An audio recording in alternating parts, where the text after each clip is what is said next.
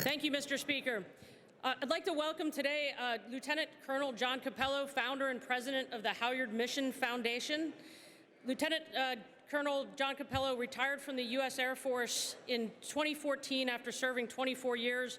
He served as the U.S. Air Force attaché to Serbia and Israel, and he had accumulated over 3,000 flying hours. He is the founder and president of the Halyard Mission Foundation. The foundation was started to promote historical ties between U.S. and Serbia, which are based on the values of freedom and democracy. This year marks the 75th anniversary of Operation Halyard.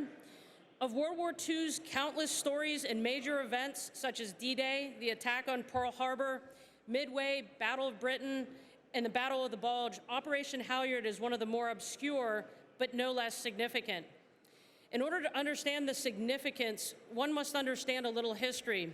Towards the end of World War II, Allied planes, B-17 Flying Fortresses, B-24 Liberators, were charged with targeting the Plesty air oil fields that supplied the German war machine.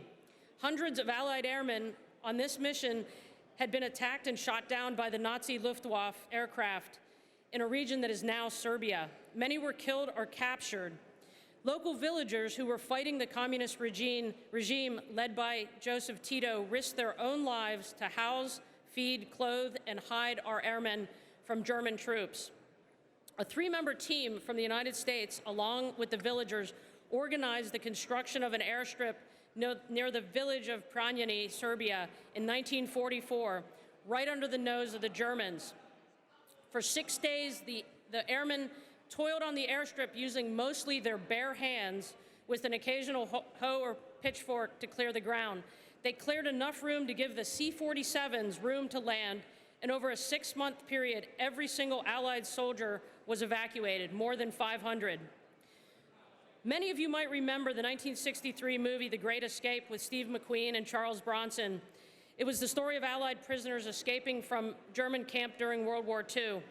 Well, in my book, Operation Halyard is the greatest escape, one in which is truly American, but also very Pennsylvanian. Many of the participants were from Pennsylvania. Lieutenant George Mazzulin, the mastermind and one of the commanders of the mission, was a Pennsylvanian.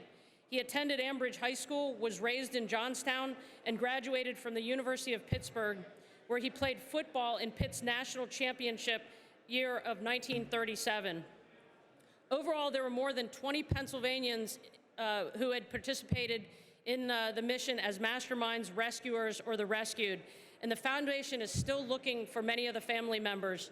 I do have a list of those who are from Pennsylvania, so if you'd like to see that list, we'd be glad to provide that. Among the 500 were many Western Pennsylvanians, including John Devlin, William Whelan, George Voinovich, Bobby Marjanovic, and Carl Walpusk, who is a constituent of mine, current resident of Moon Township, and a retired Pennsylvania state trooper who was a machine gunner in the 15th U.S. Army Air Force. Carl, who is now in his 90s, was unable to be here with us today due to travel challenges, but on behalf of Carl, I had the honor of traveling to Serbia last month along with another constituent of mine, Melania Bizic, a retired Quaker Valley school teacher whose father was the editor of American Serb Life, which published the day-to-day diary of Captain Nick Lalich, one of the rescued airmen. I presented a proclamation to the from the Pennsylvania House of Representatives to the school in Pranjani and also to the President of the National Assembly of Serbia.